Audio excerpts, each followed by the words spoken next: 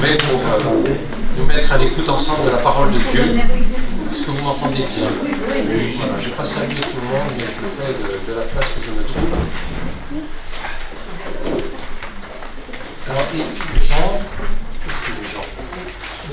Jean m'a demandé de vous signaler que nous avons mis dans cette salle un très beau tableau qu'il a réalisé et qu'on a déjà présenté lors de la halte spirituelle, la scène de Léonard de Vinci, et qu'il a peinte lui-même de sa façon, de sa très belle façon. D'ailleurs, vous pourrez voir après les noms des différents apôtres qui sont dessous et des choses un peu surprenantes.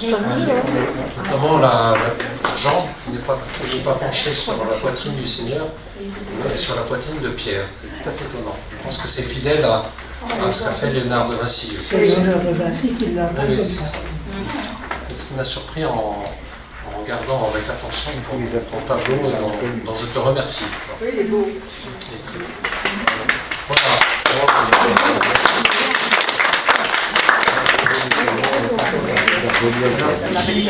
Qui parmi vous n'était pas là l'an dernier quand j'ai animé les 4 séances, que je puisse me rendre compte?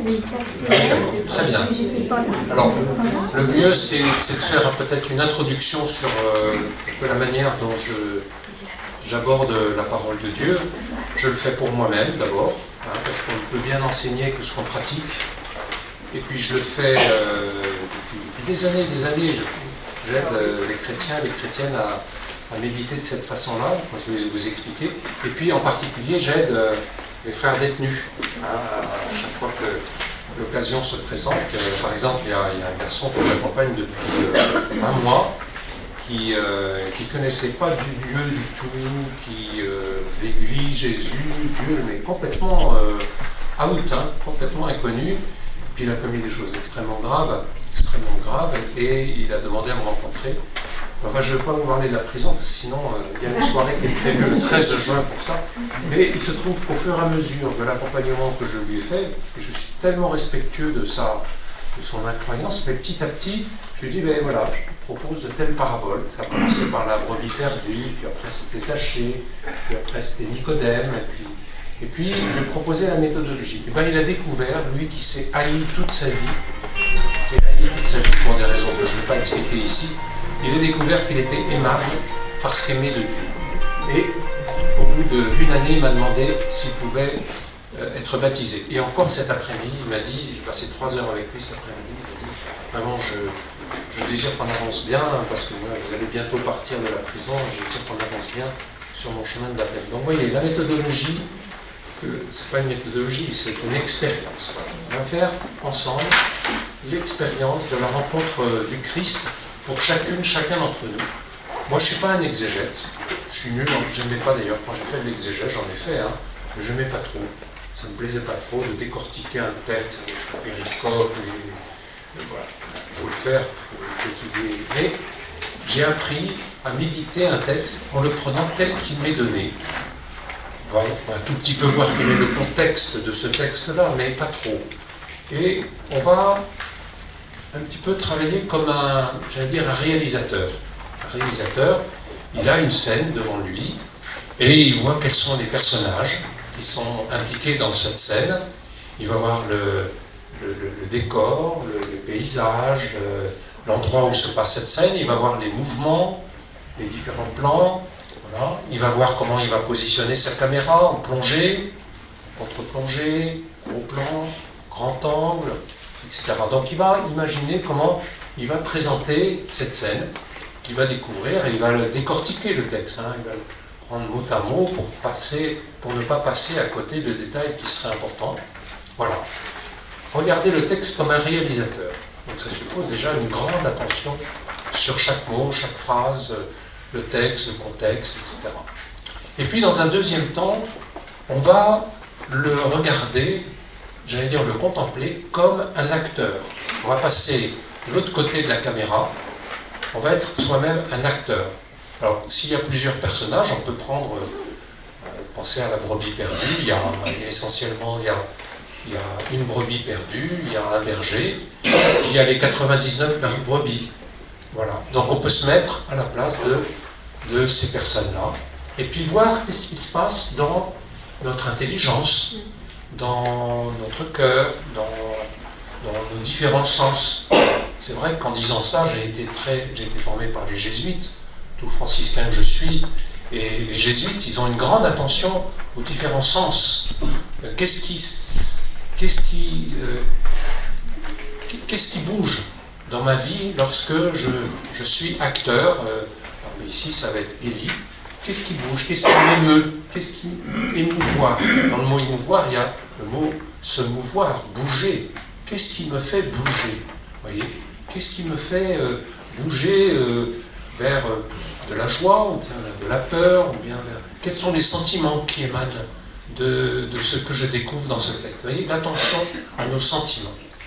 C'est très important ça, parce que le but, c'est de faire l'expérience de la rencontre du Christ avec la parole de Dieu. La parole de Dieu, comme je le dis souvent, c'est pas un bouquin.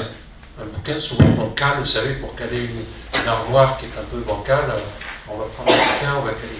Non, la parole de Dieu n'est pas un bouquin, elle est une personne qui se donne à découvrir, voilà, comme le petit prince et le renard. On fait un pas l'un vers l'autre et on découvre une personne dans ses 1001 facettes, en sachant qu'on n'aura jamais fini de la découvrir totalement. Il faut toute une vie pour connaître la personne du Christ. Voyez.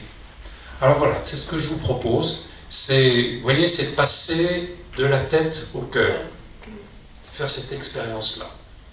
Alors pour moi, c'est plus difficile que pour vous, parce que moi, j'ai plus de distance entre ma tête et mon cœur que pour chacun d'entre vous. Donc, je sais que c'est plus dur pour moi. Alors, ayez un peu de miséricorde. Pour une dame, c'est beaucoup plus facile. Ayez beaucoup de miséricorde pour moi, sachant que je fais ce que je peux dans mon expérience de la rencontre du Christ, mais c'est vrai qu'elle illumine ma vie. Alors, nous aurons 4 séances. Vous pouvez venir à cette séance et ne pas revenir. Si vous n'êtes pas libre, ou bien si ça ne vous plaît pas, vous êtes complètement libre. Les 4 séances sont complètement indépendantes. Donc vous venez quand vous pouvez. En plus, c'est un mois, c'est pas un mois pour les patrons, hein. Ce mois-ci, c'est un mois avec plein de ponts, de viaducs. Donc si vous voulez partir, vous reposer, faire des viaducs, allez-y. Donc vous êtes libre, surtout libre. Ce premier texte est issu de l'Ancien Testament, premier livre des rois, tandis que les 3 prochaines séances, ce seront des textes de l'Évangile. La prochaine fois, ce sera les noces de Cana. Alors je prends exprès des textes qu'on connaît bien, parce qu'on croit bien les connaître, et en fait, il faut faire l'expérience qu'on ne les connaît pas si bien que ça. Linda. Tu peux donner la date, le prochain, pour que les gens... Je vous donne la date tout de suite. Je ne sais pas par cœur. Donc le 6 mai, ça sera avec les noces de Cana. Non, c'est bon. C'est un mardi. Ensuite, ça sera un jeudi. Le jeudi 15 mai, c'est le texte de la transfiguration. Et le jeudi 22 mai, la guérison du Gérasénien. Ça vous va comme méthode? Alors, j'ai pas entendu, j'ai pas écouté la réponse. Oui. Bon, ce que je souhaite, c'est que ça soit le plus interactif possible. C'est vrai que j'ai l'habitude de petits groupes pour faire ça. Il faut que tout le monde puisse prendre la parole. Moi, je ne vais pas vous faire une conférence. Ce que je voudrais, c'est susciter ou ressusciter, dans le temps de Pâques, ce que ce texte vous dit de l'expérience de la rencontre de Dieu et du Christ. Et donc, n'hésitez pas à prendre la parole. Je vais être le veilleur des temps, hein, 18h30, on n'a plus qu'une heure et quart. Il faudra que je puisse aller jusqu'au bout du texte, sinon ça serait vraiment dommage. Mais n'hésitez pas à prendre la parole, surtout. Ce n'est pas une conférence que je fais, je nous aide à faire en sorte que cette parole elle descende au fond de nos cœurs et que nous soyons attentifs à tout ce qui meut, tout ce qui bouge dans nos vies. Allez, alors le mieux, c'est que nous écoutions l'intégralité du texte une première fois, et après, on va prendre le texte verset par verset.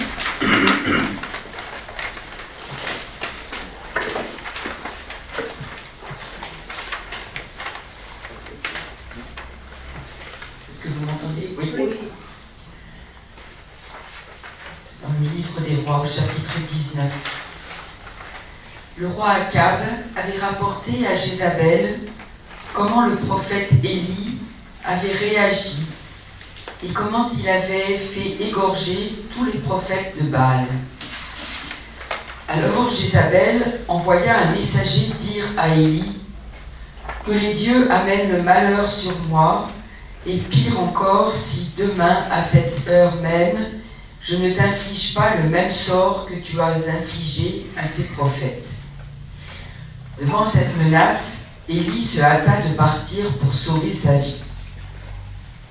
Arrivé à Beersheba, au royaume de Juda, il y laissa son serviteur. Quant à lui, il marcha toute une journée dans le désert. Il vint s'asseoir à l'ombre d'un buisson et demanda la mort, en disant « Maintenant, Seigneur, c'en est trop. Reprends ma vie. Je ne vaux pas mieux que mes pères. » Puis il s'étendit sous le buisson et s'endormit. Mais voici qu'un ange le toucha et lui dit « Lève-toi et mange. » Il regarda, et il y avait près de sa tête une galette cuite sur des pierres brûlantes et une cruche d'eau. Il mangea, il but et se rendormit. Une seconde fois, l'ange du Seigneur le toucha et lui dit « Lève-toi et mange, car il est long le chemin qui te reste. » Élie se leva, mangea et but. Puis, fortifié par cette nourriture, il marcha 40 jours et 40 nuits jusqu'à l'Horeb, la montagne de Dieu. Là, il entra dans une caverne et y passa la nuit. Et voici que la parole du Seigneur lui fut adressée. Il lui dit « Que fais-tu là, Élie » Il répondit « J'éprouve une ardeur jalouse pour toi, Seigneur, Dieu de l'univers. Les fils d'Israël ont abandonné ton alliance, renversé tes autels et tué tes prophètes par l'épée. Moi, je suis le seul à être resté et ils cherchent à prendre ma vie. »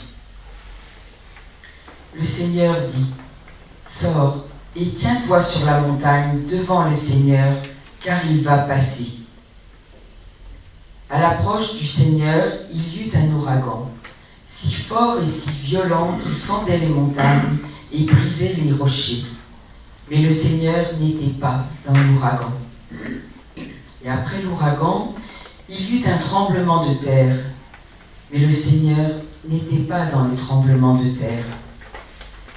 Et après ce tremblement de terre, un feu. Mais le Seigneur n'était pas dans ce feu. Et après ce feu, le murmure d'une brise légère. Aussitôt qu'il l'entendit, Élie se couvrit le visage avec son manteau. Il sortit et se tint à l'entrée de la caverne. Alors il entendit une voix qui disait « Que fais-tu là, Élie » Il répondit « J'éprouve une ardeur jalouse pour toi, Seigneur, Dieu de l'univers. Les fils d'Israël ont abandonné ton alliance, renversé tes autels et tué tes prophètes par l'épée. Moi, je suis le seul à être resté et ils cherchent à prendre ma vie. » Le Seigneur lui dit « Repars vers Damas, par le chemin du désert. Arrivé là, tu consacreras par l'onction Hazaël comme roi de Syrie. Puis, tu consacreras Jéhu, fils de Namzi, comme roi d'Israël. Et tu consacreras Élisée, fils de Shaphat, d'Abel Méhola, comme prophète pour te succéder. Celui qui échappera à l'épée d'Hazaël, Jéhu le tuera, et celui qui échappera à l'épée de Jéhu, Élisée le tuera. Mais je garderai en Israël un reste de 7000 hommes. Tous les genoux qui n'auront pas fléchi devant Baal et toutes les bouches qui ne lui auront pas donné de baiser. » Voilà, donc petit mot sur le contexte de ce texte. Ce qui précède le chapitre 18 dans le premier livre des rois, c'est en fait Élie qui est au milieu des dieux de Baal. Il y en a 450 des dieux de Baal, et il se trouve que Élie est mis en grande difficulté, en minorité, parce que la reine Jézabel, qui gouvernait le peuple, a assuré que le Dieu d'Élie était un faux Dieu, tandis qu'elle faisait adorer à son peuple les 450 Baal, faux dieux. Alors, il y a une mise en scène où, pour provoquer Élie, Jézabel organise l'holocauste d'un taurillon et dit, voilà, je vais te montrer que mes dieux Baal sont les vrais dieux. Alors ils vont essayer d'invoquer Dieu, d'invoquer les Baals, en essayant de mettre le feu, de faire cuire ce taurillon. Mais par 3 fois, les Baals ne répondent pas. Alors du coup, Élie va provoquer la reine Jézabel en disant, mais tu vas voir, moi je vais te montrer de quel bois je me chauffe, c'est ce que je veux dire, de quel Dieu, à quel Dieu je crois. Et donc il met le taurillon sur un ensemble de bois, il fait creuser un grand fossé qui remplit énormément d'eau, etc. Et il invoque Dieu par 3 fois, et Dieu se met à répondre en disant, réponds-moi, enfin c'est Élie qui dit, réponds-moi Seigneur, réponds-moi, que ce peuple sache que c'est toi Seigneur qui es Dieu, que c'est toi qui ramènes vers toi le cœur de ton peuple. Et alors le feu du Seigneur tomba, dévora l'holocauste, les bois, les pierres, la poussière, il absorbe l'eau qui était dans le fossé, et à cette vue, tout le peuple se jeta contre terre en disant, c'est le Seigneur qui est Dieu, c'est le Seigneur qui est Dieu. Et Élie a dit, du coup, va saisir tous les faux dieux et va les tuer, va les mettre au feu, parce que le feu était allumé. Et du coup, la reine Jézabel, furieuse, mais vraiment furieuse contre Élie, va mettre à mort Élie. Alors, qu'est-ce qu'on fait devant... Soit il reste et il se fait tuer, soit là, dans ce cas-là, il dit courage fuyons. Courage fuyons, et il va se réfugier dans la montagne parce qu'il en craint à sa vie. Alors, il n'est pas maso.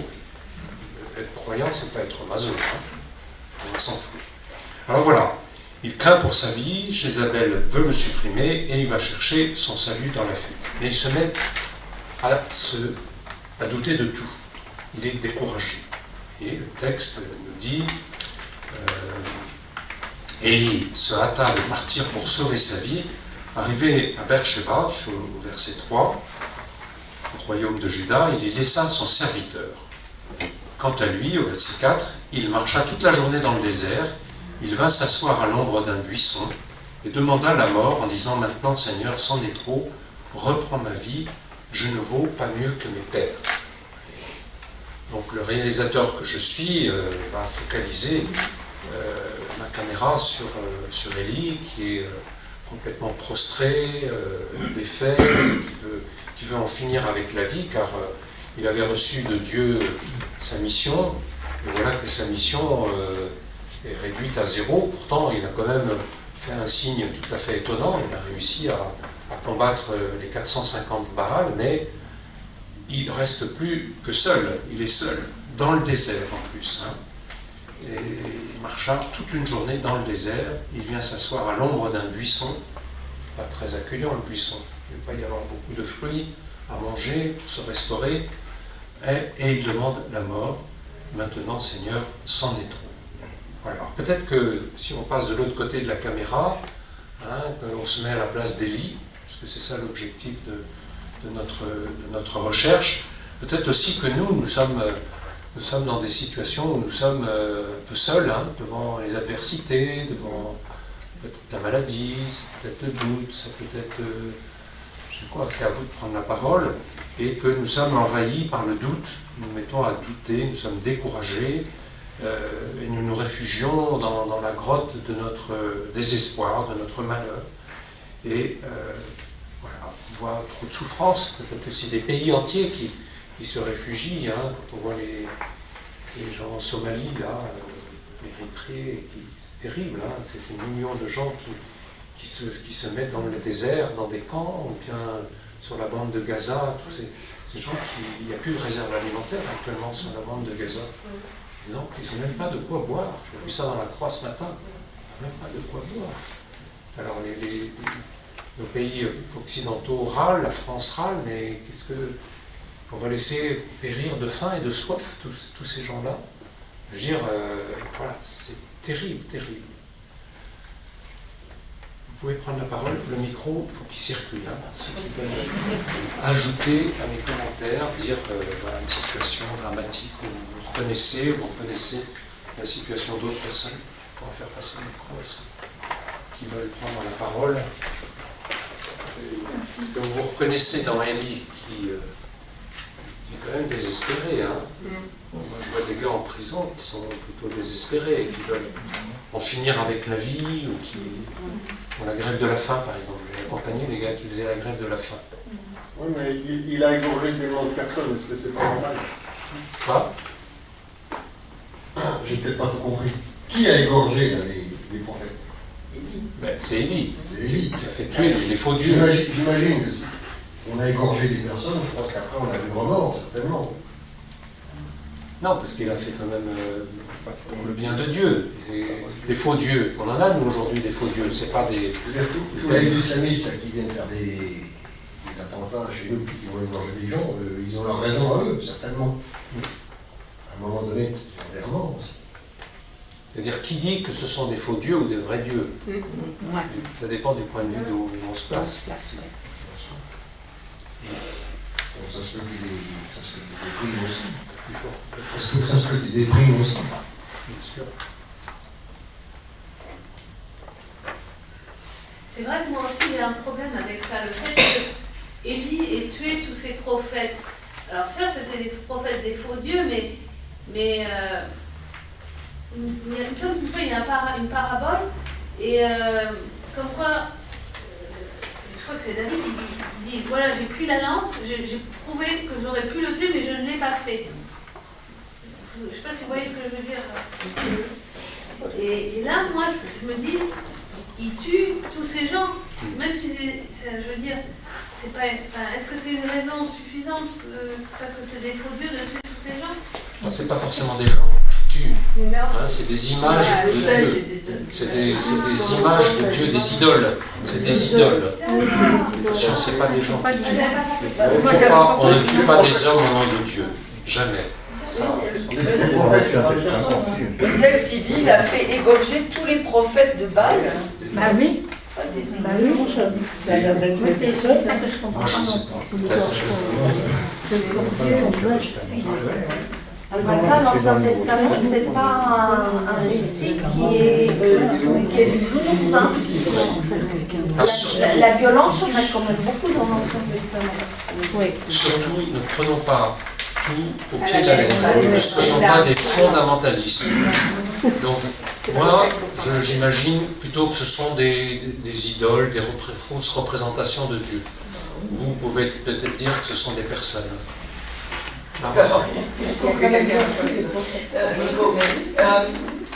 Peut-être que Élie est allé trop loin. Dieu l'a exaucé en faisant tomber le feu. Ça devait suffire. Mais peut-être emporté dans un élan un peu égoïste, enfin, en disant, sentant qu'il y était pour beaucoup de choses là-dedans, qu'il est allé plus loin et trop loin. Il aurait suffi peut-être que Dieu intervienne. Il n'avait peut-être pas besoin d'aller plus loin. Ce qui a fait qu'il est allé plus loin. À des gens trop radicalisés, on se radicalise soi-même. C'est un peu ça que tu dis. Ça me fait penser d'ailleurs ce que tu dis à Marrakech, au Maroc, du temps de Saint François. Saint François d'Assise avait envoyé des frères pour rencontrer le sultan, rencontrer les musulmans. Et les frères franciscains avaient provoqué les musulmans pour dire c'est la fausse religion, c'est comme si c'était les Baals, et il faut que vous quittiez cette religion-là et que vous suiviez la religion des chrétiens. Et ils s'étaient fait tuer, ils sont devenus des martyrs. Alors, aujourd'hui, on les honore, ces martyrs, c'est des frères. Marrakech, il y a l'église de Marrakech que j'ai visitée, c'est très bien. Mais ils avaient peut-être aussi, comme Élie, provoqué aussi. C'est pas forcément la bonne réponse, en tout cas la réponse évangélisatrice, de provoquer des gens pour essayer de les faire changer de point de vue. Donc on peut effectivement se dire, mais c'est juste ce que vous dites, hein, se dire, était-ce la bonne méthode? S'il se retrouve seul, peut-être aussi qu'il a cherché. Et puis dans la Bible, c'est un temps avant Jésus, donc ils ne réagissent pas de la même façon que quand on a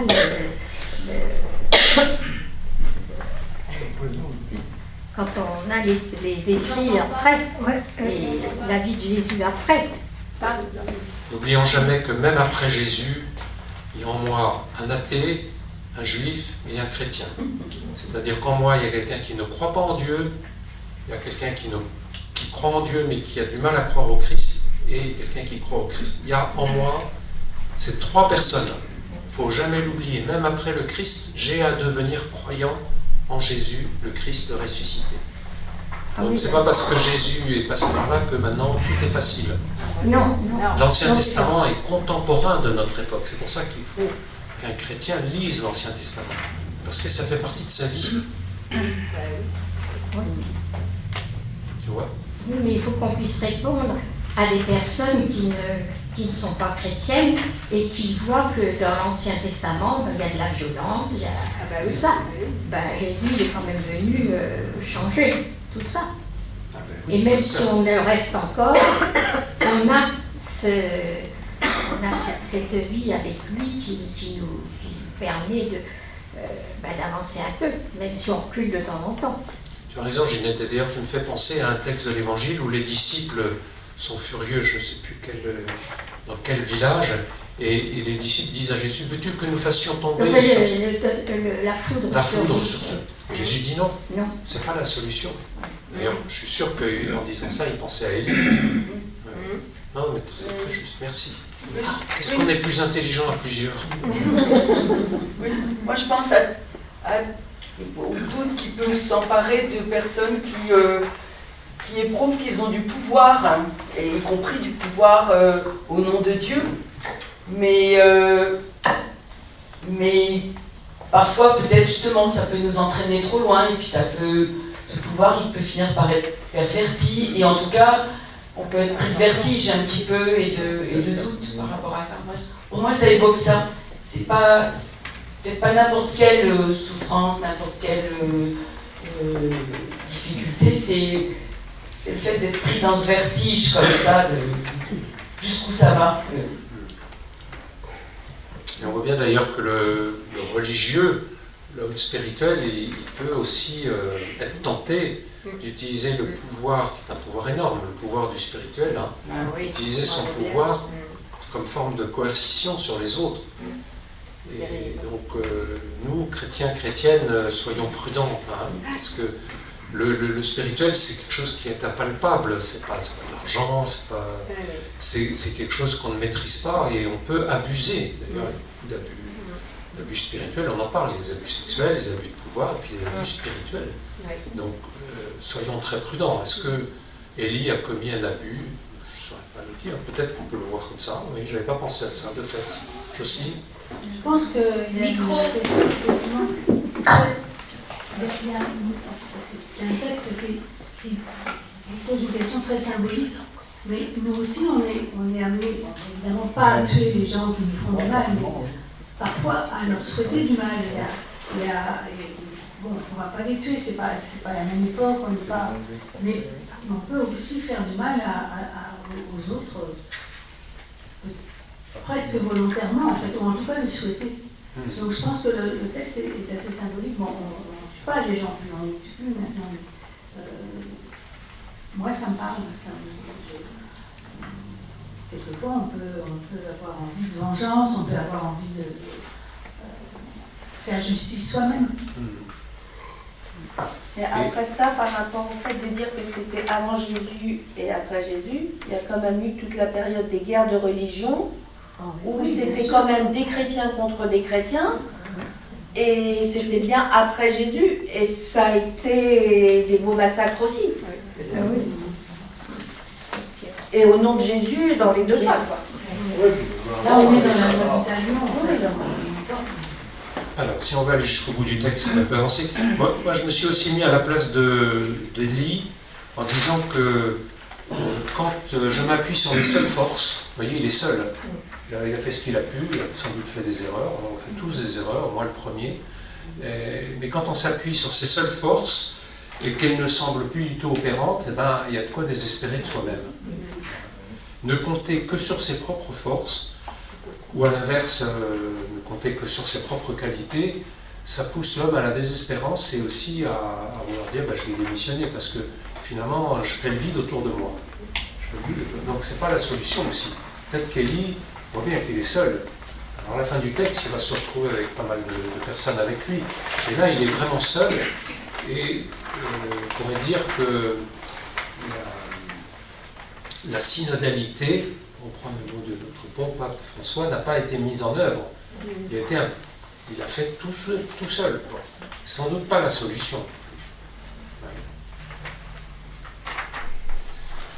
Alors, on continue.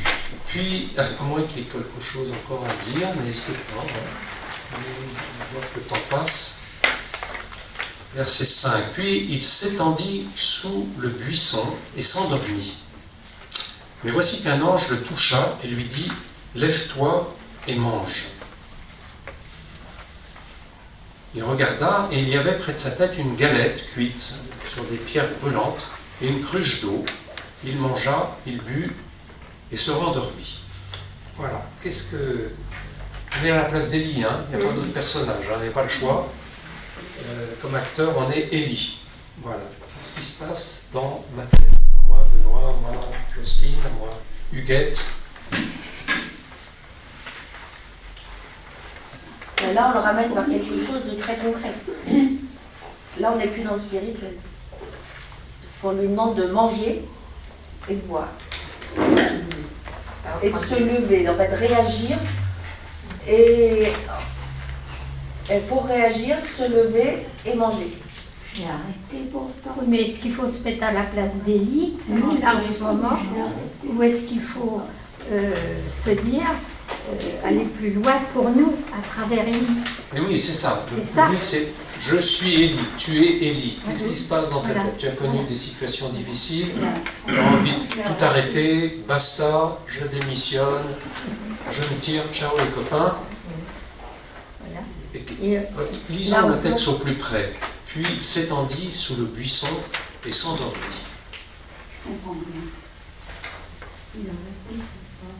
C'est pas mal ça. Quand même. Bon, j'ai un gros problème dans ma vie. Bon, demain sera un autre jour. D'abord dormir, hein, avant toute chose, et ne pas prendre des décisions trop hâtives. Peut-être pas prendre la décision de tout arrêter, voilà, sur le coup de la fatigue, de l'émotion, du doute, de dormir. Dormir. Qu'est-ce qui se passe pendant le sommeil? C'est intéressant, je trouve. Il y a un proverbe qui dit la nuit porte conseil. La nuit porte conseil. On est apaisé. On est un peu apaisé quand on dort, on oublie un peu de nos problèmes. Ben oui. C'est réparateur. Oui, c'est réparateur. Pourquoi le sommeil régénère? Pourquoi le sommeil régénère? Il repose le cerveau. Oui. Parce qu'il tenait tout par... À l'âge pris, on n'est plus tout à pouvoir. Il tenait tout par lui-même. Voilà, il tient, il serre tout. Et il est découragé, il veut tout lâcher, il veut même mourir. Et là, le sommeil, vous voyez mes points. D'ailleurs, il parle tout seul des points. Il lâche prise. Le sommeil nous fait lâcher prise. Où on fait l'expérience de ne plus être maître de tout. C'est extraordinaire ça. On n'est plus maître de tout, mais on consent, on se remet à frère sommeil, à nos frères les rêves, à tout ce qui peut se passer, qui ne dépend pas de moi, mais qui passe par moi. Moi j'ai appris beaucoup de mes rêves. Ça a été pour moi le lieu principal de ma conversion spirituelle, psychologique, humaine. Je dois beaucoup à la personne qui m'a accompagné pendant quelques mois autour de mes rêves, qui m'a aidé à les décrypter et qui sont la voie, le chemin vers l'inconscient, qui me dit voilà, ce que je ne suis pas capable de maîtriser, voilà le petit signal, je te dis, sois attentif à ça dans tes vies. Parce que c'est par ta seule maîtrise que tu peux tenir et vivre et te donner. C'est aussi en accueillant une voix de quelqu'un d'autre. Et voici qu'un ange le toucha. Vous voyez, il y a un ange. Quels sont les anges de ma vie? Ce pas des anges avec des ailes, hein. Ange, vous savez la signification d'ange? Angelos, hein, c'est du grec, angelos, c'est le messager. Celui qui m'annonce un message de la part de Dieu. Voilà. Puis les anges, quand ils sont représentés dans l'iconographie chrétienne, sont tous des musiciens. Donc c'est des musiciens parce qu'ils chantent la gloire de Dieu. Ils aiment Dieu, donc ils chantent sa louange. Voilà. Donc, et ils m'annoncent un message. Voilà. Et oh, tu étais tellement fermé sur tes balles, là, tu étais omnubilé sur tes 450 balles, que tu voyais même plus qu'il y avait d'autres choses dans ton existence, dans l'existence du monde. Et il n'y a pas que les balles, il y a d'autres choses. Il n'y a pas que ta désespérance, tu es plus grand que ta désespérance. Tu es plus grand que ton envie de démissionner. Tu es plus grand que ça. L'ange lui dit, lève-toi, mange. Quelle délicatesse. Lève-toi. Lève-toi, c'est... On est dans le temps de la résurrection, hein, c'est se mettre debout. Et mange. Il le dit d'ailleurs à la fille de Jaïr. Hein, lève-toi, prends ton brancard et lui donne à manger. Il lui propose les besoins fondamentaux. Comment? Il lui propose les besoins fondamentaux. Dormir, manger, boire.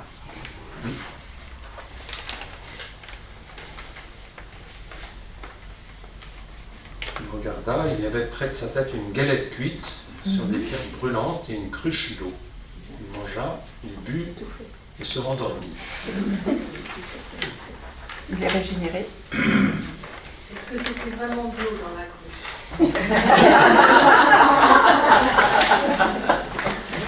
Bonne question. C'était de l'eau ferrugineuse.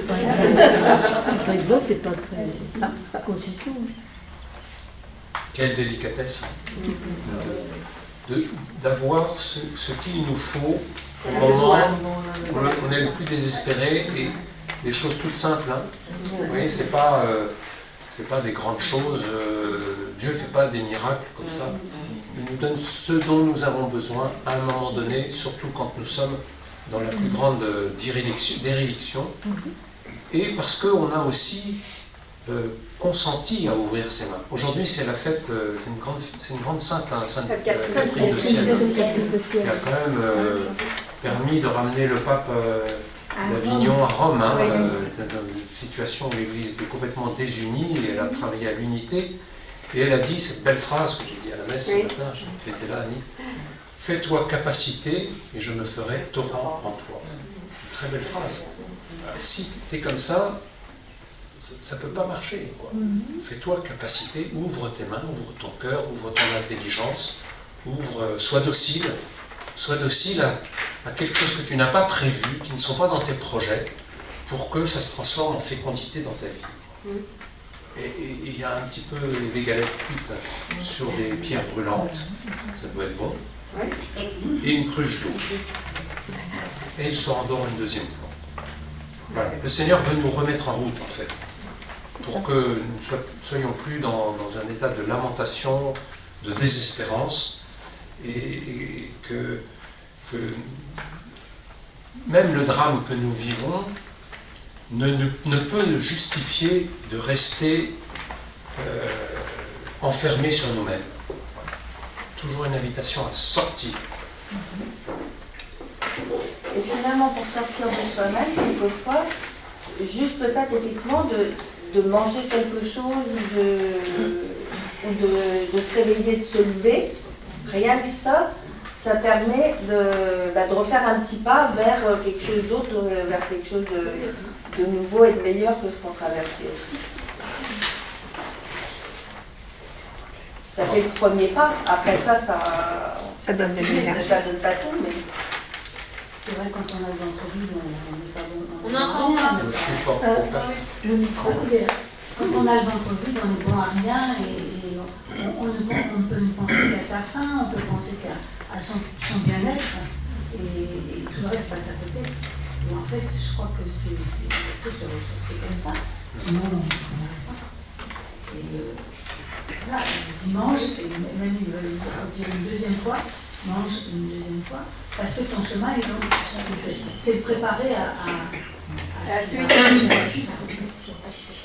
C'est ça, ça n'a pas suffi une première fois. Non.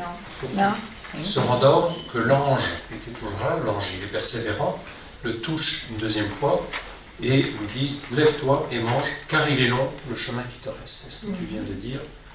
Et donc, c'est pas du premier coup qu'on se relève. Hein. C'est aussi Dieu est miséricordieux. Il sait que c'est difficile la vie. L'existence, c'est qu'il nous faut une fois, deux fois, trois fois remettre l'ouvrage, parce que ça ne se fait pas d'un seul coup. Il faut parfois une personne qui nous aide, puis une deuxième. Il faut être prêt, consentir. Et voilà. Le Seigneur, il sait que c'est pas facile la vie. Et donc, il a une grande délicatesse. Il nous donne des anges. Et chacun d'entre nous, on pourrait réfléchir, quels sont les anges dans ma vie, voilà, quand j'ai eu des moments difficiles. Voilà, quels sont les anges? Faisons mémoire de ce que le Seigneur nous donne quand nous sommes dans l'épreuve.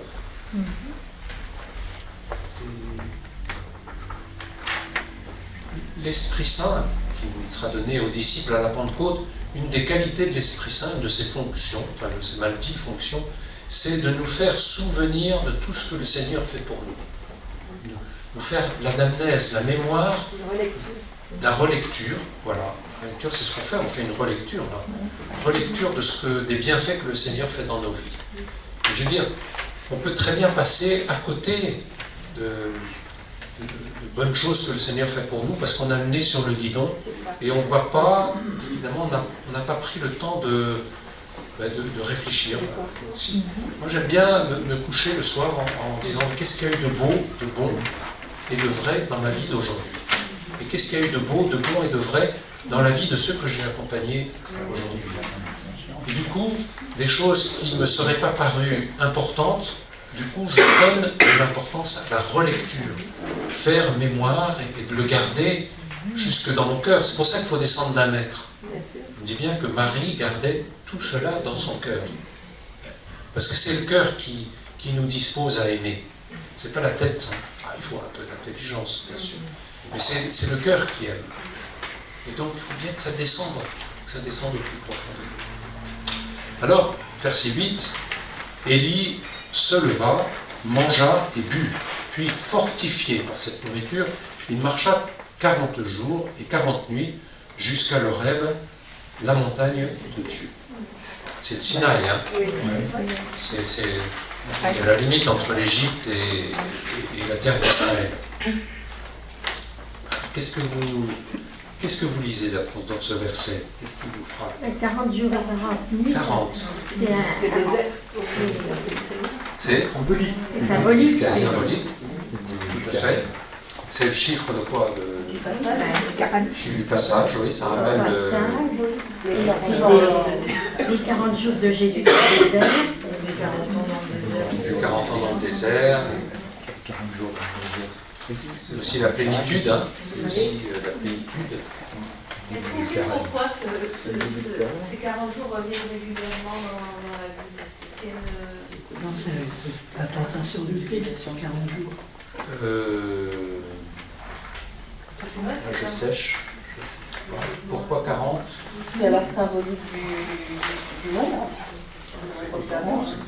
Comme il y a d'autres nombres symboliques, comme je crois le 7 sera. Je ne savais pas répondre, moi. Je fais vraiment de l'arabe. Fotine, tu vois pas? 40 jours, pourquoi? C'est 40 jours. C'est 40 au désert.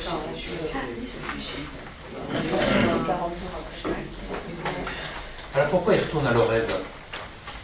Qu'est-ce qui s'est passé à l'Horeb?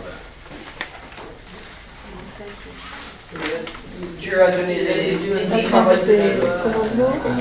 C'est là que Dieu a donné les tables de la loi à Moïse, et c'est aussi, pardon, j'ai entendu l'autre question. Ou ce qu'on peut appeler aussi les 10 paroles de vie. Oui, c'est ça, les 10 paroles de vie, le commandement, les 10 paroles de vie. Et puis c'est là que le peuple juif est entré en terre promise, que Moïse d'ailleurs, à ce moment-là, il n'est pas rentré lui-même, mais c'est l'entrée dans la terre promise. Donc c'est la source, on pourrait dire, c'est la source de la libération.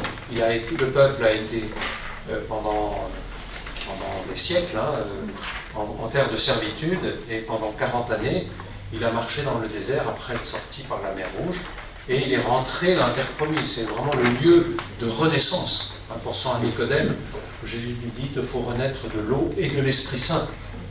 Et alors c'est avec ce prisonnier que on a beaucoup réfléchi sur ce texte, qu'il faut renaître de l'eau et de l'Esprit Saint, parce que voilà, la naissance, il y a deux naissances. Il y a une naissance humaine, sociologique, sociale, familiale, ecclésiale, etc. Puis il y a la naissance spirituelle, qui est de naître, ce que Aubin, tu as vécu lors de la nuit pascale, cette naissance dans l'esprit du Christ, le baptême, cette naissance. Et donc on pourrait dire que le baptême de ce peuple, ça a été de rentrer passer de la servitude, en passant par les 40 jours du désert, et rentrer dans la terre promise. Et donc Élie, ici, il va à la source, en attendant l'Horeb, il va à la source de la vie de son peuple, et voilà, il retourne là où le peuple a connu le début de sa vie de liberté. Saint François d'Assise a vécu des grandes expériences difficiles de difficultés avec son père, avec les lépreux. Voilà, il a eu un procès organisé par son père qui a voulu récupérer tout l'argent que François lui avait volé, et il a connu une grande période de repli sur lui-même pendant 2-3 ans. Il allait dans les grottes, il était comme Élie, il était un peu désespéré, il ne savait pas quelle était sa vocation. Puis un jour il a entendu une voix, comme un ange, qui lui a dit, il était à Spolète, et il lui a dit: François, retourne au pays qui t'a vu naître. C'est une très belle phrase, retourne au pays qui t'a vu naître. Il nous faut souvent, nous aussi, retourner au pays qui nous a vu naître. Ça, c'est le sens des pèlerinages. Retourner là où nous avons été nés, ou renés, pour pouvoir j'allais dire, pas redupliquer, c'est pas un copier-coller, mais repartir. Repartir d'un sang nouveau, d'un sang neuf. Voilà. Il était désespéré, il lui faut repartir. Il faut trouver les énergies pour repartir. Désolée, je l'ai arrêté, je comprends pas. Non,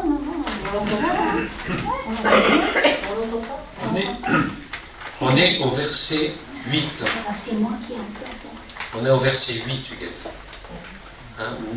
Où Élie va, après avoir marché 40 jours, 40 nuits, donc il reprend le chemin de son peuple. Il était désespéré, il avait envie de mourir, il était dans la terre d'esclavage, et il reprend le même chemin que son peuple, jusqu'à l'entrée de la terre promise, l'Horeb. Il va à la source. Si tu vas à la source, tout coulera de source. Ça, c'est une chose dont j'ai fait l'expérience. Si tu vas à la source, tout coule de source. Il faut aller à la source. Parce que l'eau, elle est plus claire. Elle n'est pas polluée comme dans la vallée. On est obligé de mettre des dépolluants. L'eau est claire. D'accord? Vous voyez autre chose à dire sur ce verset? Là, il entra dans une caverne et il passa la nuit.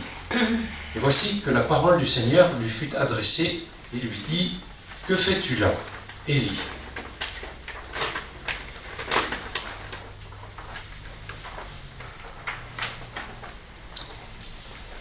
J'éprouve une ardeur jalouse. Alors, soit on est jaloux, soit on il répondit: J'éprouve une ardeur jalouse pour toi, Seigneur Dieu de l'univers. Les fils d'Israël ont abandonné ton alliance. Il n'y a pas que la reine Jézabel et compagnie, c'est même les fils d'Israël ont abandonné ton alliance, renversé tes autels et tué tes prophètes par l'épée. Moi, je suis le seul à être resté et ils cherchent à me prendre la vie. Vas-y, Sabrina. J'éprouve une ardeur jalouse pour toi, Seigneur. Soit on est jaloux pour le Seigneur, soit on est une ardeur pour le Seigneur. J'ai du mal à comprendre cette phrase, ce que ça signifie une ardeur jalouse. Pour moi, je ne veux pas. Pourquoi jalouse? C'est comme une ardeur libre, mais pourquoi jalouse? Comment vous entendez ça? Soit on a une ardeur pour le Seigneur, soit on est jaloux, mais je comprends. Ce que ça veut dire, c'est du zèle, Oui. Oui. Une ardeur libre, mais pourquoi jalouse? Alors, c'est là où c'est important de travailler avec plusieurs Bibles. Ça, je ne sais plus, c'est la traduction de la Bible liturgique. Donc celle que l'on lit à la messe. Voilà. Si je prends la TOB que j'ai sous les yeux, la TOB, vous savez ce que ça veut dire? Traduction œcuménique de la Bible, donc qui est commune aux protestants, aux orthodoxes et aux chrétiens. Là, la traduction, c'est je suis passionné pour le Seigneur. Tu comprends mieux, là? Voilà, je comprends mieux. Tu comprends mieux. Alors, Alors pourquoi jaloux?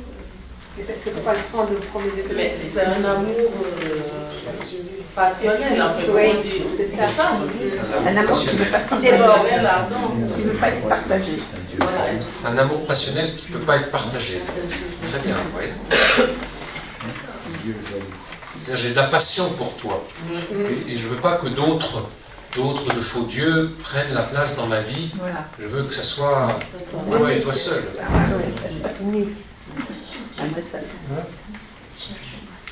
Dans la Bible, on parle aussi souvent d'un Dieu jaloux. Oui. D'un Dieu jaloux, c'est-à-dire d'un Dieu qui aime son peuple et qui ne veut pas que son peuple aime d'autres dieux, on pourrait dire ça comme ça. C'est une jalousie positive, parce que la jalousie, c'est quand même terrible, la jalousie. Hein. Ça conduit au meurtre, la jalousie. Et là, il ne s'agit pas de ça. Ne soyons pas fondamentalistes dans notre lecture de la Bible. Je suis passionné par le Seigneur. Le mieux, c'est de lire le texte en hébreu. Mais il faut connaître les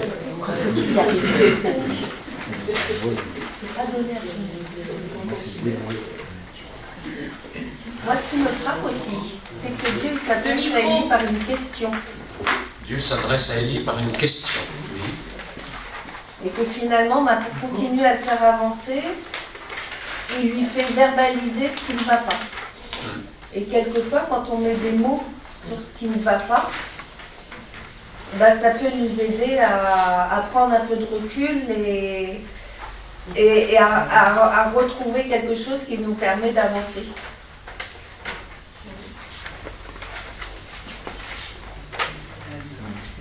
Voilà, j'ai perdu mon travail, j'ai un de mes enfants qui est parti, avec qui je suis plus en contact, j'ai une responsabilité qui m'a été ôtée, j'ai ma jeunesse qui s'est éloignée de moi, comme si toute une part de moi-même m'avait été enlevée, comme si on m'avait retiré ma vie, et puis voilà que Dieu dialogue avec moi.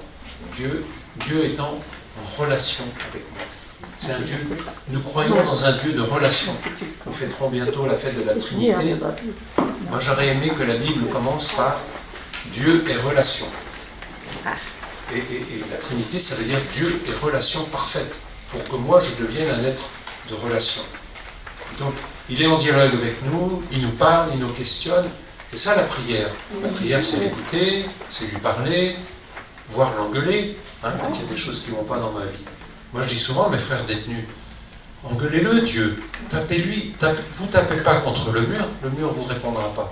Mais engueulez Dieu, un pauvre cri, le Seigneur entend.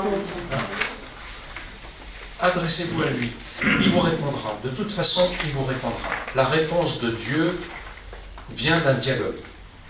C'est ça la prière. Et c'est quand même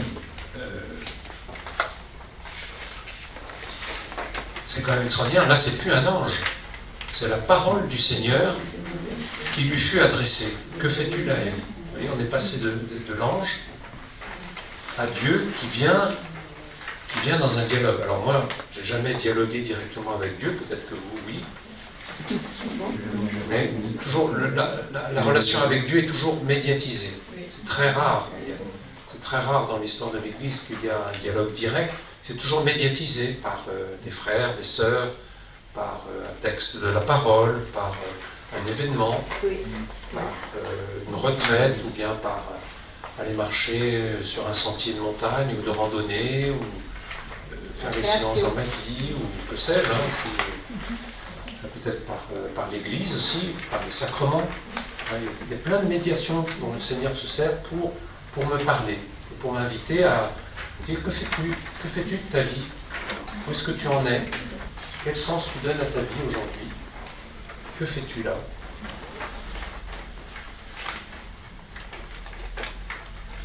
Voilà, je me suis passionné pour toi, Seigneur, mais toi, tout le monde m'a abandonné. Les gens de Jézabel, ils veulent ma peau. Même les fils d'Israël ont abandonné ton alliance. Moi, tu m'as envoyé comme prophète, et puis je reste là, tout seul, comme un plouc. Quel sens ça a? Franchement, t'exagères. Franchement, t'exagères. Après tout ce que je fais, ben voilà le résultat. Franchement, t'exagères. Moi, c'est pas tellement un reproche, moi, c'est juste qu'il ne comprend pas. Oui. Il n'est pas vindicatif, il n'est pas agressif vis-à-vis de Dieu, c'est simplement il ne comprend pas, il est désarmé et il ne comprend pas. Il est harassé par ce sentiment de solitude, de danger, de solitude, de découragement. Il voit des ennemis partout, la vie, le monde, les personnes qui voient des ennemis partout et qui se réfugient dans leur appartement, qui ne sortent plus, ou qui se réfugient dans l'alcool, ou dans la drogue, ou que sais-je. Il y a tellement de fuites, parce que là, il est rentré dans une caverne, j'aime bien dire, dans une grotte. Voilà, il y a plein de grottes dans nos existences. C'est quoi ma grotte à moi? Où est-ce que je me réfugie lorsque j'en peux plus? Lorsque je suis désabusé, lorsque je ne crois plus dans la vie, je ne crois plus dans le monde, je ne crois plus dans l'Église. Découragement. Dans quelle grotte je vais me réfugier? En prison, j'en vois plein. Je peux les identifier. Il y a des gens chez eux, c'est pas le refuge. À la maison, et pas pour tout le monde. Il y a des gens qui ne sont pas en refuge chez eux. Même le refuge, ça peut être une prison aussi, qui fait une prison soi-même. J'aime bien mon refuge. C'est important d'avoir des abris. Oui, très important. Mais des grottes dans lesquelles courage fuyons. Parfois c'est nécessaire. Parfois il est nécessaire de... Vous savez, les éducateurs d'enfants, ils savent très bien que quand le jeune, l'ado ou le jeune vit une crise importante, qu'est-ce qu'il va faire? Il va se mettre en position fétale. Et il va faire des mouvements comme ça, vous savez. C'est terrible, c'est sa grotte à lui. Il va se retrouver dans la grotte fétale dont il est sorti. C'est une façon de retourner vers le pays qui t'a vu naître, le sein de sa mère. C'est symptomatique. On réagit pareil à nous autres. Oui, c'est ça. Eh bien, il faut respecter ce moment de régression. On va dire que c'est une régression psychologique. Il faut le respecter parce que c'est aussi pour dire, voilà, je suis tombé au plus bas, je ne peux pas tomber plus bas, sinon c'est la fin de tout. Mais c'est aussi pour mieux rebondir. Les gens rebondissent à partir du moment où ils sont rentrés dans leur grotte. Donc c'est pas à critiquer, vous voyez, c'est à reconnaître que parfois on a besoin de ces grottes-là pour pouvoir repartir, car il est long le chemin qui te reste.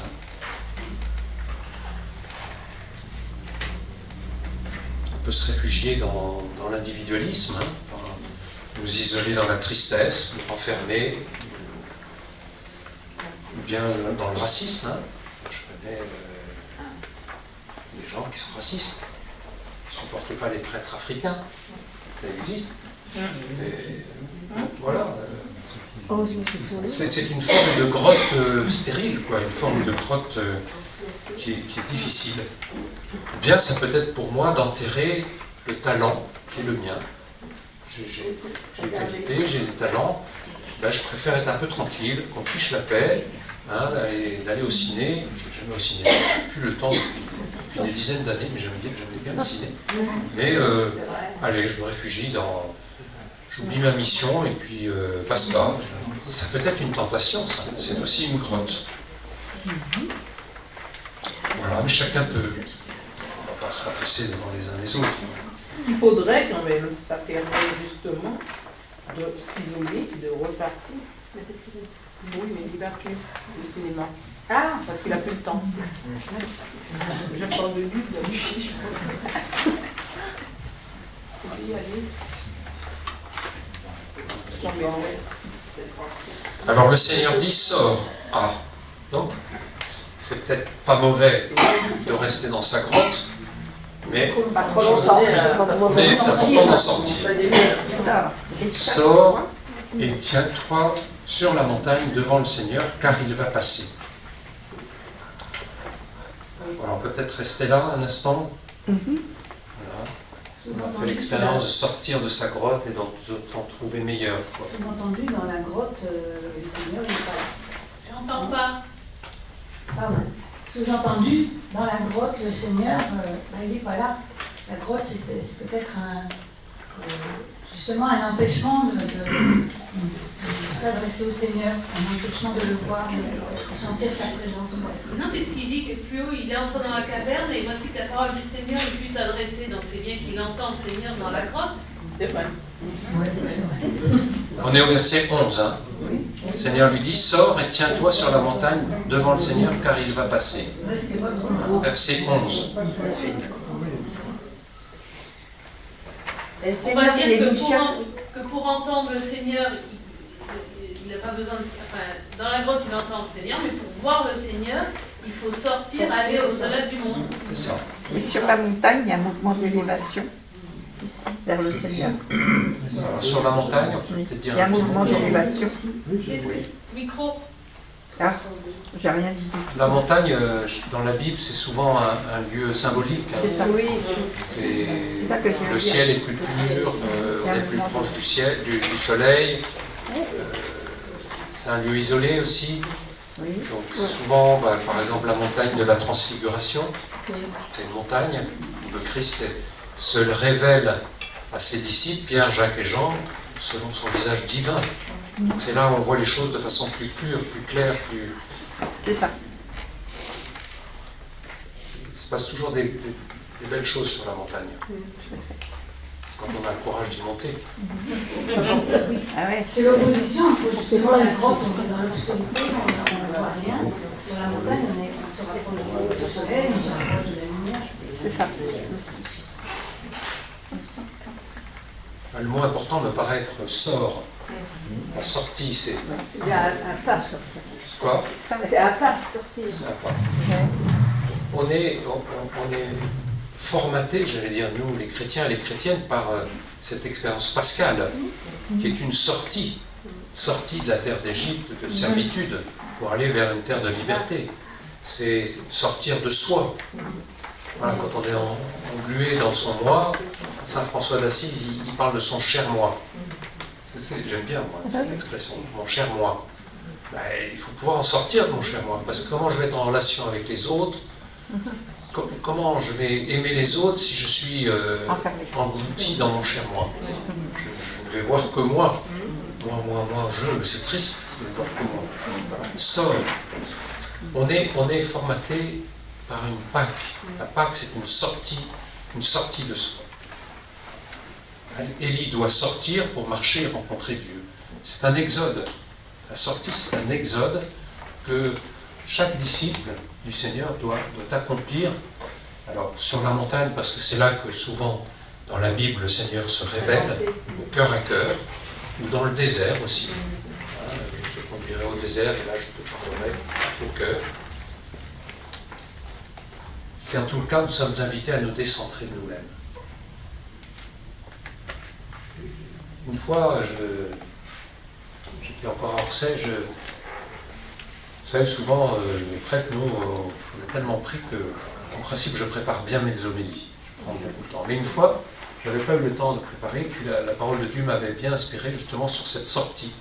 J'avais dit, écoutez, je vais vous résumer comment je vis ma vie chrétienne.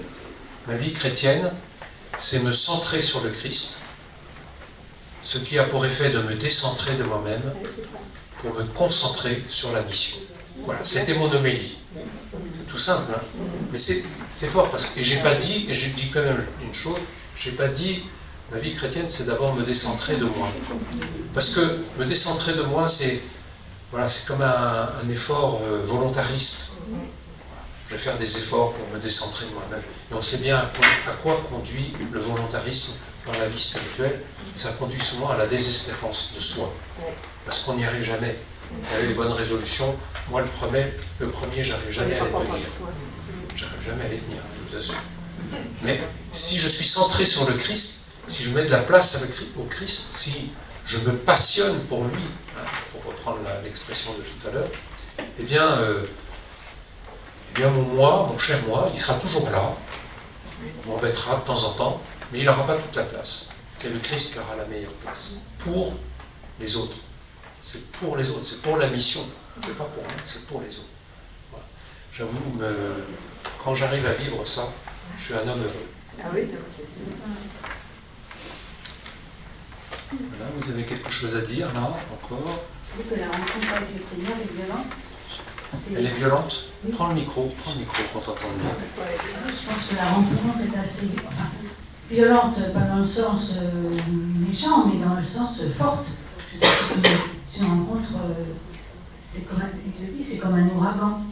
Quand ça bouscule, en fait, ça bouscule un petit peu, non? Il n'était pas dans Alors, on va le lire, parce que oui, je suis un peu surpris de ce que tu dis. On va le lire, le texte. Alors, à l'approche du Seigneur, le Seigneur approche, vous voyez, il ne s'impose jamais. Il est délicat, jamais il s'imposera à nous. Ça, c'est vraiment, j'aime la délicatesse du Seigneur. Il y eut un ouragan si fort et si violent qu'il fendait les montagnes et brisait les rochers. Mais le Seigneur n'était pas dans l'ouragan. Et après l'ouragan, il y eut un tremblement de terre. C'est le Dieu de... Vous savez, c'est le Dieu de l'Ancien Testament, c'est le Dieu peut-être de nos petits, quand on était petit enfant. C'est le Dieu de notre Père, là. J'ai le meilleur papa du monde, hein. C'est le plus beau, c'est le plus fort. C'est un peu l'image qu'on a de Dieu, hein. C'est le Dieu fort. Mais le Seigneur n'était pas dans le tremblement de terre. Et après ce tremblement de terre, un feu. Et le Seigneur n'était pas dans ce feu. Et après ce feu, le murmure d'une brise légère.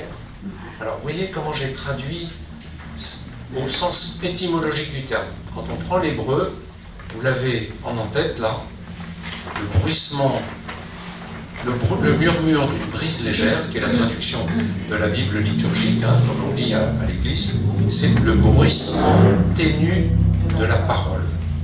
Le bruissement ténu de la parole. J'aime beaucoup cette traduction. Je connais une autre, c'est une voix de fin silence. Ah, c'est beau. Une voix de fin silence. Très beau aussi. Une voix de fin silence. C'est ça, une voix de fin silence.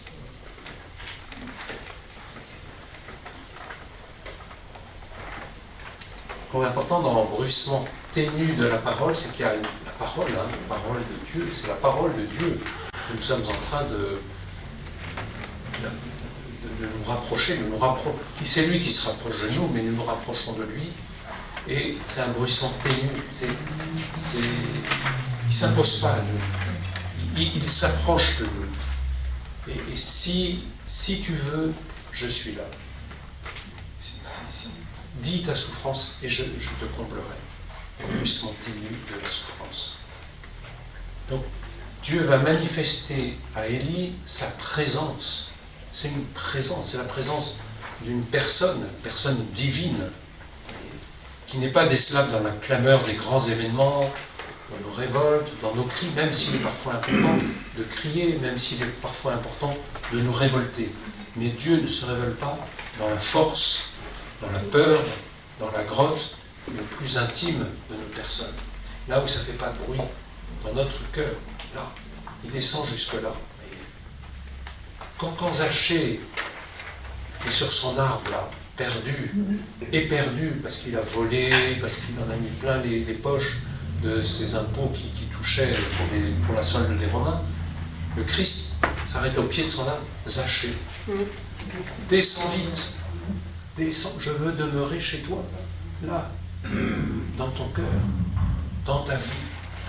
Je ne te demande pas de faire le ménage, je ne te demande pas que ça soit nickel dans ta vie.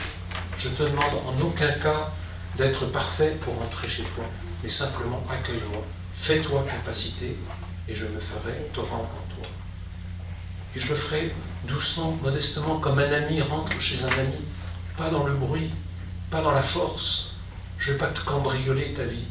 Je ne vais pas attendre que tu sois parfait pour rentrer chez toi, mais je vais rentrer chez toi pour que tu entres dans un chemin de perfection. C'est toute l'inversion qu'il nous faut absolument, alors là j'insiste beaucoup, qu'il nous faut absolument nous convertir. Hein. Je l'ai dit d'ailleurs à une messe télévisée il n'y a pas longtemps, n'attendons pas d'être parfaits pour aimer, parce que le Seigneur nous aime pour que nous soyons parfaits. Il ne faut pas attendre que ça soit nickel chez nous pour accueillir cette parole de Dieu. Et c'est parce que nous l'accueillons qu'elle va nous parfaire, cette parole. Ça nous fait sortir du jansénisme, de siècles de volontarisme chrétien qui nous ont miné et détruit notre vie spirituelle. Voilà. Et donc c'est offert à tous. C'est ça qui est merveilleux. C'est offert à Zachée, c'est offert aux publicains, à Marie-Madeleine, à moi, Benoît, à nous tous. Tous. On peut accueillir ce bruissement ténu de la parole, cette voix de fin silence. Et pour ça, il faut faire silence, oui. Il n'est pas toujours en bruissement aussi, le Seigneur, parce que quand il apparaît à Saint-Paul sur la route de Damas, il n'est pas en bruissement là. C'est pour ça que quelquefois, moi je prie le Seigneur, mais t'as bien un converti Paul comme ça, fait quelque chose. Voilà. Mais n'empêche qu'il ne l'a pas rendu silencieux, mais il l'a rendu aveugle. Pour pouvoir voir.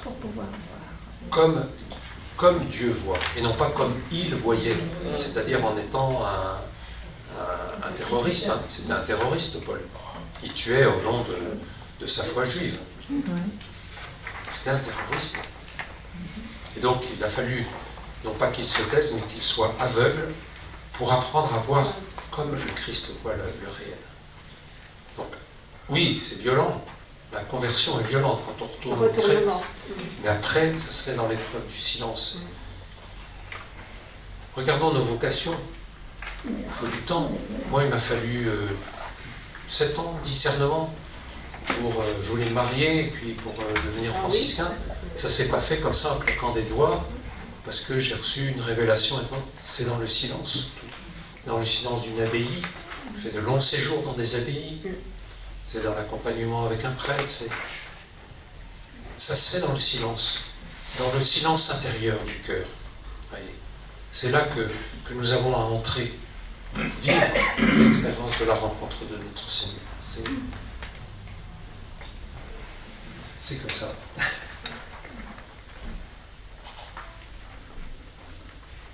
Nous avons encore un quart d'heure, hein. On n'a pas complètement fini, mais on a vu. Je crois qu'il faut quand même qu'on avance un peu. Aussitôt qu'il l'entendit, Élie se couvrit le visage avec son manteau et sortit. Il se tint à l'entrée de la caverne. Alors il entendit une voix qui lui disait « Que fais-tu là, Élie ?» Mais je l'ai dit ça déjà. Oui, c'est parce que c'est 2 fois dans le texte. Qu'est-ce qui se passe là?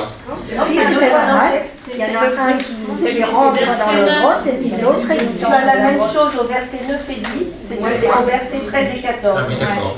C'est un encadrement d'un truc. C'est pas une erreur, hein? Non. D'accord, ok. Non. C'est pas une erreur, mais il se répète. D'accord, ok. C'est justement pour souligner la Oui, j'ai une ardeur jalouse, rebelote. Non, la première fois, il rentre dans la grotte, la deuxième fois, il sort de la grotte. C'est ça. C'est un encadrement. J'éprouve une ardeur jalouse pour toi, Seigneur de l'univers. Les fils d'Israël ont abandonné ton alliance, renversé tes autels, tué les prophètes par l'épée. Moi, je suis seul à être resté et cherche à prendre ma vie. D'accord. Alors, chacun d'entre nous, on pourra réfléchir à nos grottes et puis aussi à monter sur la montagne. Voilà, devant qui je fuis, quoi. Devant qui je fuis. Après quoi je suis découragé, après quoi je ne comprends plus rien, pourquoi je trouve que Dieu est si silencieux dans ma vie, si absent, pourquoi je me crois tout seul. Peut-être dernier témoin de la vérité, vous savez, comme les anciens qui disent voilà, il n'y a plus personne qui croit, il n'y a plus de générosité, tout fout le camp. Des choses qu'on entend moins maintenant. Est-ce que je suis un homme ou une femme qui sait que Dieu l'attend? Est-ce que je suis quelqu'un qui sait que je suis un homme ou une femme qui est aimé par Dieu et qui cherche la gloire de Dieu? Et la gloire de Dieu, c'est l'homme vivant, l'homme qui se lève, qui sort de sa grotte. Et puis la gloire de l'homme, c'est de voir Dieu, c'est de le contempler. Voir Dieu, c'est le contempler. En grec, contempler, c'est théoréo, c'est voir. Contempler, voir, c'est la même chose. C'est de voir Dieu avec les yeux du cœur, avec des yeux christiques, et non pas avec nos yeux parfois trop humains, qui jugent, qui condamnent, qui enferment l'autre. C'est de voir l'autre avec les yeux de Dieu. C'est ça la contemplation. Ça peut se faire devant le Saint-Sacrement, ça peut se faire dans sa chambre, ça peut se faire en marchant sur un sentier de montagne. C'est pour ça que j'aime bien l'été prendre les vacances en montagne, parce que moi je contemple naturellement le Seigneur. J'en fais une prière par les pieds, la sueur, les yeux, le soleil, la montagne, parfois la pluie et les orages. Voilà. Voir la gloire de Dieu. Vous voyez, en fait, chez Élie, il y a plein de personnages. Il y a tous ces personnages que j'ai dit. Il y a le personnage désabusé, le personnage qui a peur, qui a raison d'avoir peur. Et puis il y a aussi celui qui cherche le Seigneur, qui cherche à marcher sur les pas de Moïse, de renouveler sa vocation de prophète, renouveler notre vocation de chrétien, de chrétienne, dans un monde qui est difficile quand même. Notre monde, il est difficile. C'est difficile d'être croyant aujourd'hui. Et en même temps, il y a des tas de nouvelles pousses. Regardez nos frères catéchumènes, qui sont maintenant devenus des néophytes. Regardez, mais quelle joie! J'ai eu une joie, moi, dans la nuit de Pâques, de voir la beauté de ces hommes et de ces femmes qui me renouvellent dans ma propre foi chrétienne. Voilà. Et l'an prochain, on en aura plein des baptêmes. On en aura combien? 30 baptêmes. Donc ça veut dire qu'il y a un grand dynamisme. Ça veut dire qu'on peut sortir de nos grottes, de désespérance, ou de se dire, mais voilà, tout fout le camp. Non. Dieu se révèle par le bruissement ténu de sa parole adressée à des hommes et des femmes. J'ai lu, je vous recommande de lire dans la Croix de ce week-end, il y a un dossier spécial, il y a un article assez long d'Isabelle de Goldman, et j'ai retenu ceci. La révolution qu'a fait le pape François, c'est que avant lui, c'est taillé à la serpe, avant lui, l'Église s'adressait au monde pour lui dire la bonne nouvelle, le message, c'est bien, c'est pas bien, c'est permis, c'est défendu, voilà ce que l'Église apporte au monde. Et avec le pape François, la crêpe à retourner, c'est le monde me révèle l'Évangile. Et moi je le comprends bien, moi ça. En prison, ce sont mes frères détenus, privés de liberté, qui m'ont appris à découvrir ce que c'est qu'être vraiment libre. Ce sont mes frères détenus qui, quand je lis la parole de Dieu dans une cellule ou à la messe le dimanche, ça résonne comme un amplificateur. La prison est un amplificateur de la parole de Dieu. On découvre l'intensité de cette parole qui a une puissance de liberté étonnante. Donc, vous voyez ce que dit le pape François, il dit, c'est le monde qui nous révèle l'Évangile. Non pas que le monde soit bien, tout le monde il est beau, tout le monde il est mauvais, il y a des choses mauvaises dans le monde. Le mal est à l'œuvre, mais en regardant le monde, en l'aimant, en allant vers lui, mais en l'aimant, en particulier ceux qui ont tellement de mal à vivre, c'est en l'aimant eux particulièrement que je vais apprendre que l'Évangile va se révéler à eux. C'est une révolution, ça. Alors ensuite, ça va trop vite le temps. Verset 15, on y est, verset 15. Le Seigneur dit, repars vers Damas, par le chemin du désert. Arrivé là, tu consacreras par l'onction Hazaël comme roi de Syrie. Puis tu consacreras Jéhu, fils de Nimsi, comme roi d'Israël. Tu consacreras Élisée, qui est le successeur d'Élie, comme prophète pour te succéder. Reprends ton chemin en direction de Damas. Ça fait quand même penser, comme l'a dit Ginette, à Saint-Paul, hein, Damas. On y est là. À Damas. Voilà, qu'est-ce que vous À quoi ça vous fait penser comme autre texte d'évangile? Reprends le chemin.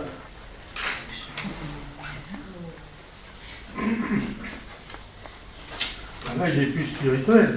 Là, carrément, il est un petit peu comme dans la politique. Il faut faire ceci, il faut faire cela. Il va aller là-bas, il va... Ouais. Et ça devient un personnage important, disons, de la société. Il a repris du poil de la bête. Là. Oui. Il s'est remis en... Là, c'est le Seigneur qui lui fait reprendre, qui lui dit ça. Et en fait, pour le refaire partir, il lui donne une nouvelle mission. C'est ça.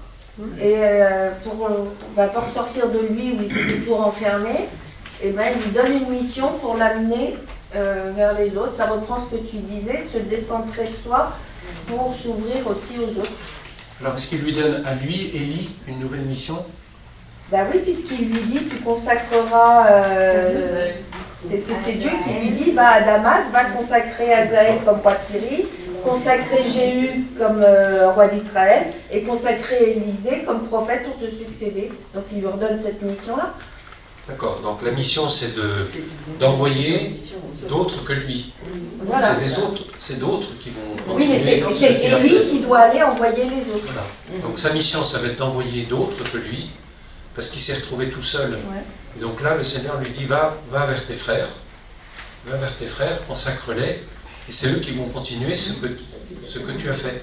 Et donc, Élisée qui va te succéder. Voilà.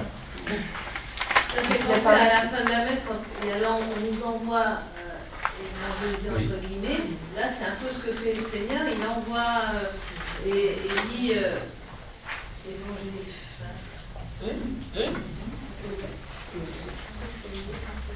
Moi, ça me fait penser au ressuscité. Qu'est-ce que fait le ressuscité quand il rencontre, par exemple, les disciples d'Emmaüs, qui le reconnurent à la fraction du pain?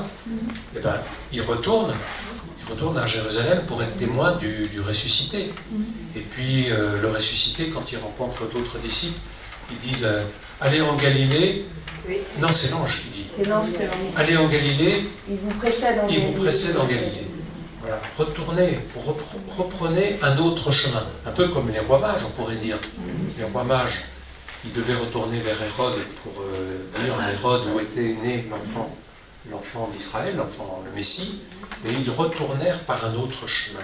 Moi j'aime beaucoup ça, parce que le mot « autre », ça symbolise pour moi la résurrection. Autrement que nos vieilles habitudes, autrement que de façon critique, de façon christique, autrement qu'avec mon cher moi, mais avec le souci des autres. Autrement. C'est une belle façon de parler de la résurrection. Et donc, Élie est envoyé autrement, vers un autre chemin, vers Damas. C'est un peu loin de l'Horeb. Il a encore à faire de la route, le chemin est loin, pour pouvoir passer le relais. Là, actuellement, nos cardinaux, ils vont passer le relais à l'un des leurs, ils vont passer le relais de François. C'est bon ça, parce que ça veut dire que l'Église, on ne se la fait pas tout seul. La synodalité, c'est travailler ensemble, marcher ensemble, et puis passer le relais. Un jour, moi je partirai, un jour vous partirez, nous passons le relais à d'autres, et d'autres prendront la place de l'animation. Notre avenir, c'est les néophytes. Il faut prendre le relais, On a besoin de vous pour accompagner Jocelyne, moi et nos animateurs. On n'a pas assez d'animateurs. On a besoin de vous. On va vous consacrer. Pour être animateur, ce que vous avez reçu, donnez-le pour d'autres. Et même que si le catéchuménat, c'est pas forcément ce qui plaît plus, il y a plein d'endroits dans l'église où on demande. Du mariage peut-être. Pas que, je crois que c'est un peu partout. En fait, c'est ce que le prêtre nous dit de faire à la fin de la messe. Allez, quand on parle de la messe, entre la messe qu'on vient de vivre et puis l'autre qu'on va vivre après, on est appelé à faire quelque chose. Moi, je me souviens, quand je faisais le catéchisme, c'est pas obligaire, c'est ce qu'on disait aux enfants, on avait un schéma où il y avait la messe avec tout ce qui se passait à la messe, et à la fin, il y avait une flèche qui remontait pour revenir la semaine d'après. Et pendant la semaine, c'était la messe qu'on vivait, quoi. On venait pas à la messe simplement comme ça. Et puis je crois que c'est une invitation à ne jamais faire les choses tout seul. Jamais faire, mais les faire ensemble. Voilà. Sinon on désespère de nous-mêmes ou on désespère des autres. Travailler ensemble. Même si parfois, comment on dit, il y a une phrase qui dit le chemin que tu fais seul sera plus rapide. Seul on va plus vite et ensemble on va plus vite. Seul on va plus vite, seul on va plus vite, ensemble on va plus loin. Voilà, c'est ça. Seul on va plus vite et ensemble on va plus loin. C'est africain, ça, je ne sais pas quel pays d'Afrique on dit ça. C'est très très beau. Très beau. Seul on va plus vite, mais ensemble on va plus loin. Et puis vous voyez, du coup, Élie, qui était désespéré d'être seul, il devient un médiateur pour d'autres. Il passe le relais. Voilà. On est des passeurs de relais. On fait le 4 fois 100 mètres dans la vie chrétienne. C'est-à-dire, j'ai un temps pour recevoir, pour méditer, et puis j'ai un temps aussi pour donner. Il y a un temps pour recevoir, un temps pour donner. Et toujours avec d'autres. Et voilà, catéchuménat, on a vraiment besoin de ça. Mais pas que. Tu as raison. Il est 19h29, je suis dans les temps. Bravo. Juste une chose qui me frappe à la fin, c'est qu'en Israël, il reste 7000 hommes. Donc Élie qui disait qu'il était tout seul, il avait l'impression d'être tout seul, mais il en reste 7000 qu'il n'avait peut-être pas lu. Merci de souligner ça, je l'avais noté dans mes notes à moi, mais c'est très important ça. On se croit seul et en fait, il y a plein de monde. Et sans doute parce qu'on n'a pas suffisamment mis les bonnes lunettes christiques pour voir qui on peut appeler. Ça, c'est tout l'art du discernement. Hein. C'est difficile. J'en connais un sur le secteur qui est très doué dans le discernement, c'est notre père Juvénal. Hein. Là, il est doué, mais pour dire telle personne, on peut l'appeler à telle chose. Mais on peut aussi s'appeler les uns les autres. Et j'allais dire, ça c'est peut-être un appel que moi j'ai envie de vous faire. Maintenant, j'arrive à la fin de 3e année ici, et c'est vrai qu'il y a une grande difficulté dans plusieurs services où on manque de bénévoles, hein, surtout baptême bébé, mariage et catéchuménat, et puis il y en a d'autres. Il y a l'aumônerie, j'imagine, aussi, la catéchèse. Mais est-ce qu'on pourrait s'aider les uns les autres les registres, peut-être pas appeler directement quelqu'un, mais dire, peut-être s'adresser à Juvénal. Tu sais, Juvénal, je verrais bien telle personne. Est-ce que tu penses qu'on pourrait l'appeler à tel service? Peut-être pas le faire directement parce qu'on peut, vous comme moi, on peut se planter, hein, on peut ne pas avoir suffisamment de pif, mais se dire, il y a un relais à passer. Juvénal, est-ce que j'ai pensé à telle personne, est-ce que tu penses qu'on peut l'appeler? Puis Juvénal, il est assez fin pour dire, non, je pense pas. Ah oui, pourquoi pas, je n'y avais pas pensé. Et je pense qu'il faut qu'on s'aide les uns les autres à appeler, parce qu'on a vraiment des besoins cruciaux. Hein. Parfois on est seul comme Élie, devant l'abondance de la tâche. La moisson est abondante, mais les ouvriers sont peu nombreux. Et je crois qu'on peut s'aider les uns les autres, ensemble, à discerner qui on peut s'appeler. Ou peut-être dire, moi je serais partant pour rendre un service. Et puis, se dire, il faut être capable en disant, moi je suis partant, d'entendre quelqu'un me dise, ah ben non, tu vois, moi je te vois pas bien pour ce service, sans se vexer, sans se dire, oh mais je suis nul, je suis mauvais, je me casse. Non, peut-être que je ne suis pas fait pour ce service-là, mais pour un autre service. C'est très long le discernement.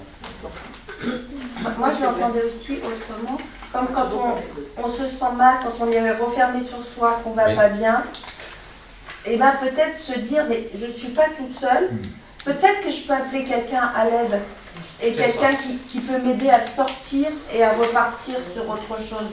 Parce qu'il y a ce côté, effectivement, où on a besoin de nous partout, mais quand on est tout seul, comme Élie dans sa grotte, refermé sur soi, se dire, non, je ne suis pas tout seul, il y en a 7000 autres qui m'attendent dehors, et essayer de dire, mais peut-être que je pourrais appeler cette personne-là, ne serait-ce que pour discuter un moment, ou je ne sais pas, et en fait, il y a plein de gens qui sont prêts à nous aider, sauf que quelquefois on n'y pense pas, on ne les voit pas et on reste enfermé sur soi. Et quand on est seul, on ne sait pas si on fait bien. On aime bien parfois avoir des regards différents, des façons de faire différentes. Parce que seul, on n'est pas. On ne sait pas en fait si on fait bien ou pas. Et Jésus, il a envoyé deux par deux. Oui, normalement, on est deux par deux aussi. Voilà, on s'est fait ensemble le cadeau de cette lecture vraiment passant de la tête au cœur. Je continuera pour ceux qui veulent revenir les fois suivantes. La prochaine fois, ce sera donc les noces de Cana. Mais moi, je vais garder au cœur, j'ai découvert aussi des choses avec vous. Gardons au cœur ce texte pour qu'il nous soit familier et que de temps en temps j'y revienne et en le lisant, je ne mets pas Élie, je mets devant cette menace Benoît, Suata, de partir pour sauver sa vie. Puis je suis attentif à tout ce qui se passe, tous les sentiments que j'éprouve en lisant ce texte. Et du coup, ce texte, c'est une méditation personnelle, mais il peut devenir non seulement une méditation, mais une prière. C'est-à-dire, je peux dire, Seigneur, ben voilà, en ce moment, j'ai toutes ces Jézabel dans ma vie, j'en ai ras la casquette, aide-moi, pour le moment, je suis dans ma grotte, bien, quels sont les anges que tu vas mettre pour me nourrir, voilà. Et puis, ça peut devenir aussi une oraison, c'est-à-dire faire silence pour entendre le bruissement ténu de la parole qui s'adresse à moi et que j'en devienne bénéficiaire de cette parole qui va me faire sortir de ma grotte et m'envoyer autrement que quand j'étais parti, me faire revenir à la source de cette parole pour m'envoyer autrement vers mes frères, vers les 7000 là, qui m'attendent et qui... voilà. Ok ? Bonne soirée. Ah si, t'as raison. Vous avez encore 20 minutes. Ceux qui sont pressés, allez-y. Allez-y. Une expression que j'ai beaucoup aimée, il disait toujours le regard du Christ, et vous avez dit les yeux christiques. Alors ça veut dire la même chose, mais pour moi, quelque part, c'est un diamant. Je vous ai mis quelques questions, si vous les lirez tranquillement, pour nous aider.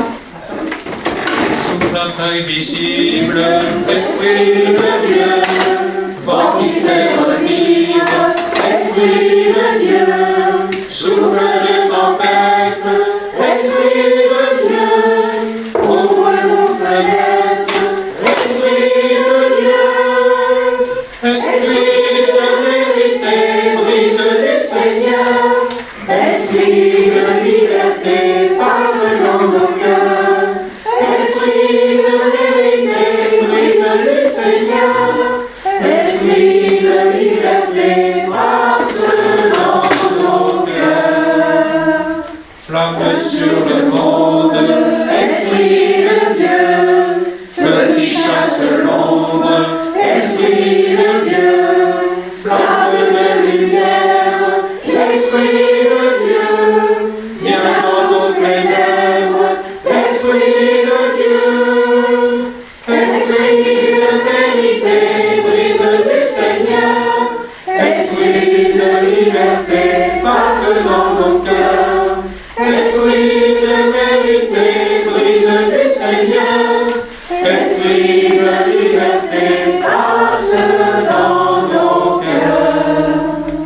Fleuve des eaux vives, esprit de Dieu, chant de l'autre rive, esprit de Dieu, fleuve au long voyage, esprit de Dieu, porte-nous au large, esprit de Dieu, esprit de vérité, brise du Seigneur, esprit de liberté, passe dans nos cœurs, esprit de vérité, brise du Seigneur, esprit de liberté, passe dans nos cœurs.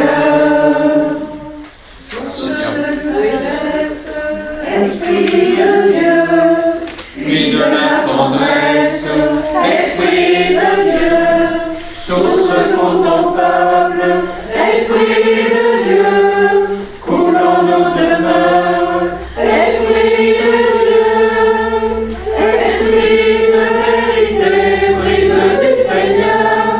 Esprit de liberté, passe dans nos cœurs. Esprit de vérité, brise du Seigneur. Esprit de liberté, passe dans nos cœurs. Oui, Seigneur, passe dans nos cœurs, descends dans notre cœur le plus profond, et qu'il soit animé par ton esprit d'amour pour que nous devenions des Élis renouvelés dans leur vocation chrétienne.